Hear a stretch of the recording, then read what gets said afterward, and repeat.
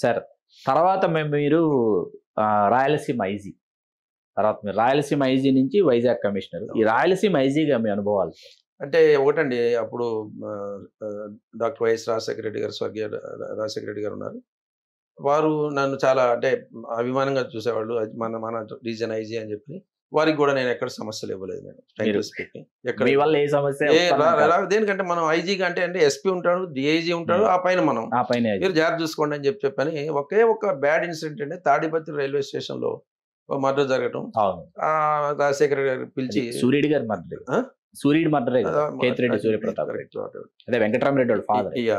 So అప్పుడు రాజశేఖర రెడ్డి కొంచెం బాధపడ్డా. ఆల్రెడీ అతను కిడ్నీ ప్రాబ్లమ్స్ తో సఫర్ అవుతున్నా అండి. ముందు రోజే ముఖ్యమంత్రిని కలిసి ఇంకా కొద్ది మాసాలే నేను బ్రతుకుతాను చచ్చిపోతానని చెప్పి తిరిగి బయలుదేరి వచ్చాడు. Unfortunate incident.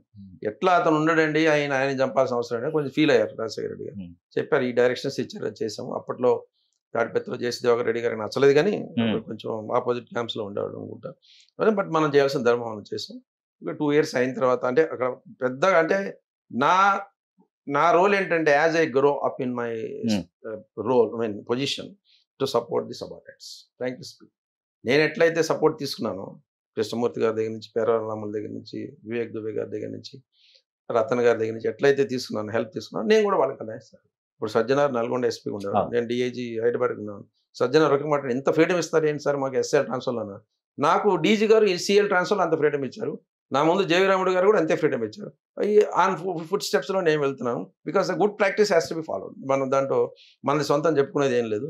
సో రాయలసీమ ఐజీగా maximum support I gave to my subordinates. And Rajasekhara Reddy గారు 100% ఎక్నాలెడ్జ్ చేసి నేను అడిగిన రిక్వెస్ట్ని నేను మళ్ళా కలవకపోయినా కానీ చేసి పెట్టారు. That is commissioner of police Visakhapatnam. నేను సార్ హైదరాబాద్ చేయగలనో లేదో నాకు తెలియదు, కానీ కనీసం విశాఖపట్నం ఖాళీ అయినప్పుడు అంటే మా దగ్గర నుంచి వెళ్ళిపోతావా అని అడిగారు రాజశేఖర రెడ్డి గారు. లేదు సార్ అలా కాదు, అక్కడ ఖాళీ అయినప్పుడే ఉన్నాను, అయితే కొంత వెయిట్ చేస్తామన్నారు. అయితే మాట మీద నిలబడేటువంటి గొప్ప వ్యక్తి. I can never forget. అలా మీరు వైజాగ్ వెళ్ళారు? ఎస్.